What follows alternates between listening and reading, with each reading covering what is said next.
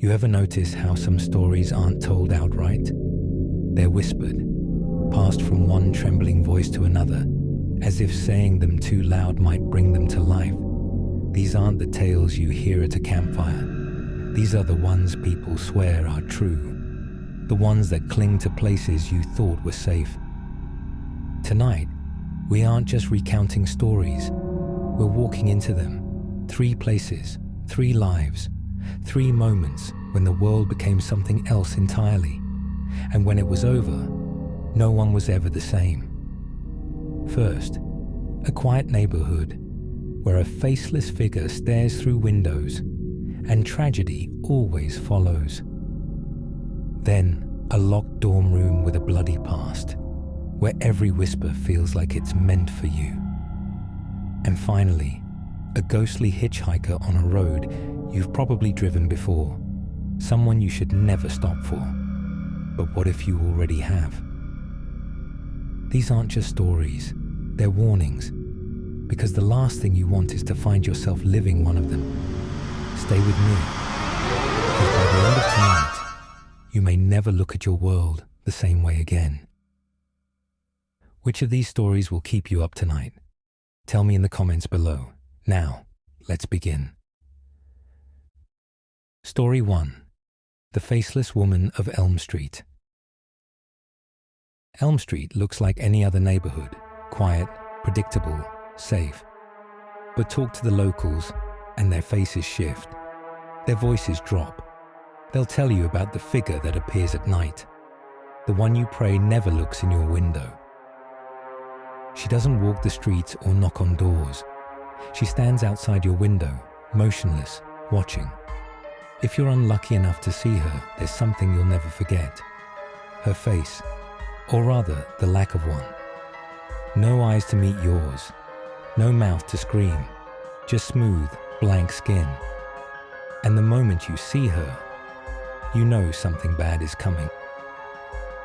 The legend has haunted this street for decades, but in 2003, it became personal for a 17-year-old girl named Lisa. Lisa was babysitting that night. It was supposed to be easy, a couple of hours watching TV while the kids slept upstairs. She barely noticed the faint knock at first. It came from the direction of the back door. The house was locked, and she dismissed it as the wind. But then she saw it. Movement out of the corner of her eye. A figure stood outside the sliding glass door. At first, Lisa thought it was a prank. A mannequin maybe. But then it moved, slowly, as if it knew she was watching. And that's when she saw it. A pale, smooth face, or the absence of one. No eyes, no mouth, nothing. Just blank skin. She tried to call 911, but the line was dead. Moments later, the lights flickered, and the smell of gas filled the air. Lisa barely had time to grab the kids and run before the house exploded in flames. Lisa wasn't the only one to see the faceless woman. A neighbor reported a similar sighting just days before their dog vanished without a trace. Police chalked it up to coincidence, but the locals knew better. Over the years, stories piled up. A man on his porch claimed she stood at the edge of his lawn for hours staring. A family down the street found handprints smeared across their windows. Prints with no fingers, just smooth impressions.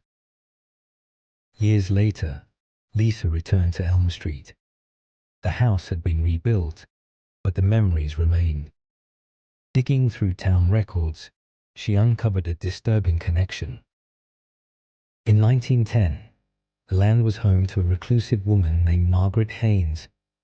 She disappeared under mysterious circumstances, but not before a local doctor was accused of performing illegal experiments.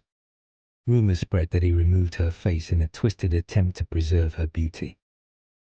Margaret's body was never found, but her story lives on, etched into the memories of those who've seen her. Some say she's searching for her face.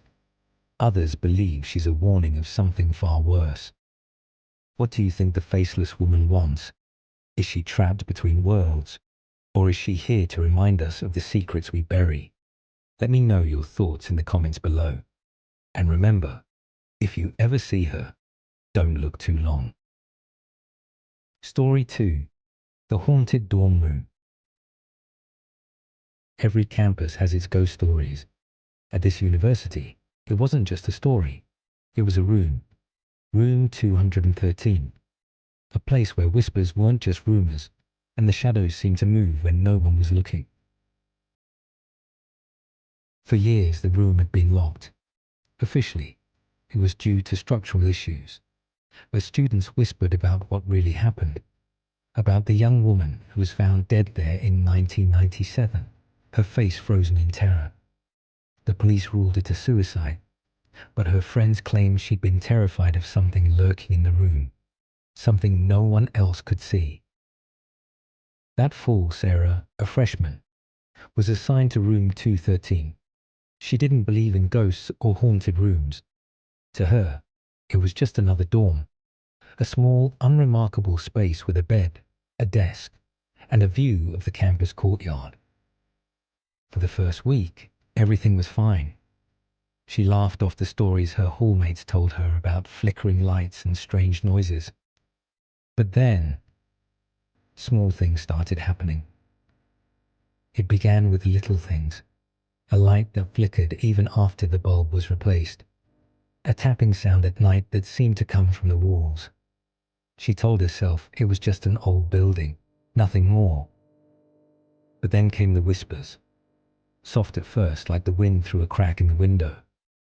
But no matter how tightly she closed it, the whispers didn't stop. And they weren't random. They sounded like words, like someone calling her name. Sarah tried to ignore it. She told herself she was imagining things. But one night, as she was studying, a book fell off her shelf. She picked it up, only to find a slip of paper tucked inside. It wasn't hers. The note read, "Get out before it's too late." She searched the room, convinced someone was playing a prank. But the door was locked, and no one else had a key. That's when she began digging into the room's history. She found an article about the girl who died in 1997. Her name was Emily, and she had written in her journal about a shadowy figure that appeared in the corner of her room, watching her every night. The journal described how it moved closer with each passing day, until one night it didn't disappear. Sarah felt like the air in her room was getting heavier, colder. She started to notice things out of place. Her notebooks rearranged, her closet door open when she was sure she'd closed it. And then, one night, she saw it. It started as a dark blur in the corner. At first, she thought it was her eyes playing tricks on her. But then, it moved. She couldn't move, couldn't scream. The shadow loomed over her, featureless but menacing. And just as it reached her, the lights flickered on. It was gone. Sarah fled the room that night and refused to return. When she told the school what happened, they didn't argue. They moved her to another dorm and quietly sealed room 213 again. To this day, no one knows what's in that room, but some students claim they've heard knocking late at night, coming from behind the locked door. Would you spend a single night in room 213? Or is there something in this world better left undisturbed? Let me know in the comments below. And remember, some doors are locked for a reason. Story 3. The Ghostly Hitchhiker. There's a stretch of road in the Midwest that locals avoid after dark. It's not because of potholes or sharp curves. No, Route 9 is infamous for something far more chilling. For decades, travelers have whispered the same story. A hitchhiker in white appears on rainy nights, but those who stop to help her never forget what happens next. Truckers, in particular, speak of her with a mix of fear and reverence. Jack Walters, a seasoned long-haul driver, was one of them. He thought he'd seen everything on the road, until one fateful night in 2008. It was late, just past midnight, when Jack found himself on Road 9, the rain coming down in sheets so heavy his headlights barely cut through it. The radio crackled with static, and the highway stretched endlessly into the darkness. That's when he saw her. At first, he thought it was a trick of the light, a tree branch maybe, or a reflection in the rain. But as he got closer, he realized it was a woman. She wore a long, old-fashioned dress, soaked through by the rain, and her hair clung to her pale face. She didn't look up, just held her thumb out and waited. Jack was a practical man, not one for ghost stories. He figured she was a stranded motorist and pulled over. As she climbed into the passenger seat, he couldn't shake the chill that filled the cab. She didn't say a word, just pointed to a slip of paper in her hand with an address scrawled on it. The address was about 10 miles down the highway, in a direction Jack was already heading. She didn't speak, didn't even glance his way. Her eyes stayed fixed on the road ahead, and Jack felt the hairs on his neck rise every time he glanced at her out of the corner of his eye. About halfway to the destination, Jack tried to make small talk. "Rough night out there," he said, his voice breaking the heavy silence. But she didn't respond. She just raised her hand and pointed forward. Jack felt a cold draft sweep through the cab, even though the heater was on full blast. When they arrived, Jack felt a wave of relief. He turned to tell her they'd reached the destination, but the passenger seat was empty. The door was still locked from the inside, and the seatbelt was buckled. She was gone. Jack's heart pounded as he walked toward the gate, the flashlight beam trembling in his hand. He thought it was some kind of prank, until he saw it. There, etched into the worn stone, was her name, Margaret Lane. Beneath it, the inscription read, "Lost too soon on Route 9. Jack stumbled back, his breath catching in his throat as the realization hit him. He'd just given a ride to someone who had been dead for over 50 years. The next day, Jack stopped at a nearby diner and recounted what had happened. The locals listened in silence, their faces grim. One of them finally spoke up. "You're not the first, son. Margaret's been hitching rides on this road since the night she died. They say her car skidded off the highway in the rain and no one stopped to help her. Now she makes sure no one forgets." Jack never drove Route 9 again, but sometimes, on rainy nights, he found himself glancing at the passenger seat, half expecting to see her there. And he wasn't the only one. To this day, travelers report seeing a woman in white, waiting on the side of the road, looking for someone to take her home. Have you ever picked up a hitchhiker or seen something on the road you couldn't explain? Share your story in the comments below. And don't forget, on nights like these, the road is never truly empty. 3 stories, 3 urban legends that blur the line between what we believe to be real and what we fear most. The Faceless Woman of Elm Street, an ominous figure tied to tragedy, whose presence seems to be a warning of doom.